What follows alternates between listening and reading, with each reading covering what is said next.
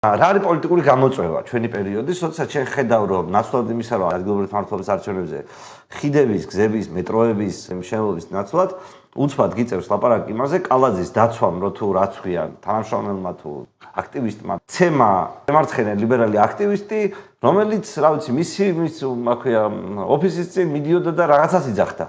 აი ეს გაქვს რა ნარატივი. კრიმინალური ქრონიკა რო დაფიქრდე. კრიმინალური ქრონიკა და მთელი კრიმინალური ან პოლიტიკის ადგილი დაკავებული აქვს კრიმინალურ ქრონიკას. ასე იყო 23-ში რუსული რეჟიმის კანონის ამბავში რო ისაო თელი ამბავი და ქოცები რო ეს ფეხბურთელი ბიჭი რომ მოკლეს იმას რო აჩვენებდნენ ერთი თვენახევარი კრიმინალურ ქრონიკაში. ეს მანამდე იყო კიდე და როცა რუსული მე იყო ბაისა გოგო გარდაიცვალა სექსუალური სკანდალი მერე ვიღაცას მოკლავს, მერე იქ ვიღაც კლიერმა ვიღაც მოკლა, ეს კრიმინალური ავტორიტეტი ასეთი ისეთი, ანუ წარმოგიდგენთ რომ სულ ყველაფერი პოლიტიკა არის ჩანაცვლებული ამ ხოლმე და როგორც ქოცები აკეთებს გლობალურუმის პარტია და რაღაც ომი გინდა და რაღაცა და ხალხი უნდა აი ამით იყოს დაკავებული და შეთქვით არ ფიქრობს რამეზე, აკაც იგივე ხდება ყველა რაღაც სხვა ნარატივი. სრული სპექტაკლია, აი ემოციური, ყვირილი, წივილი და ასეთი კადრებით, ისეთი კადრებით და ну აი რავი, აი წარმოგიდგენ ამ ფონზე შენ გამოდიხარ და აი თუნდაც არის წინა წელს ხავსი ეროვნული ბანკი რაღაც უქნათ ამას ან სასამართლოს ეს გავაკეთოთ ან პრივატიზაცია მოვახდინოთ და ეს კაცი კაცო ეხა ხო გინების დროა ხო ტელევიზორ მეუბნები რომ ვიღაცას უნდა ვაკინო ვის ვაგინო და შენ ეუბნები პაცარი გადა არ ვაკინო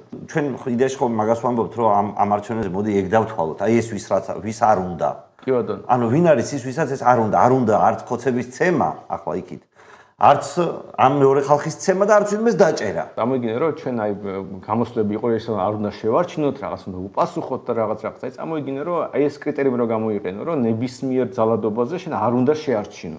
ეს კრიტერიუმი რომ გამოგვეყენებინა. შურიზიება. ხო. ეს ხო ნიშნავს რომ ჩვენ რა ის 90 წელი დამოყოლე ყველაფერს უნდა ხოცოთ გაუჩერებოთ. ანუ თვითონ ეს შურიზიების ამბავის ხო იმიტომაც დასრულდა ყველა საზოგადოებაში, მიხვდა რომ უბრალოდ ეს არ არის სწორი მექანიზმი რა კონფლიქტის მოგვარების. არც ერთი ეს კონფლიქტი არ იწვევს არანაირ დისკუსიას რამეზე. აი მაგალითად აქ შეიძლება დისკუსია ყოფილიყო საერთოდ რას აკეთებ. ვინ ხართ ეს, ვინ არის ეს აქტივისტები, ვინ არიან ის აქტივისტები. როგორი შეიძლება იყოს რამე მოწყობა მომავალში ეს არ განმეორდეს.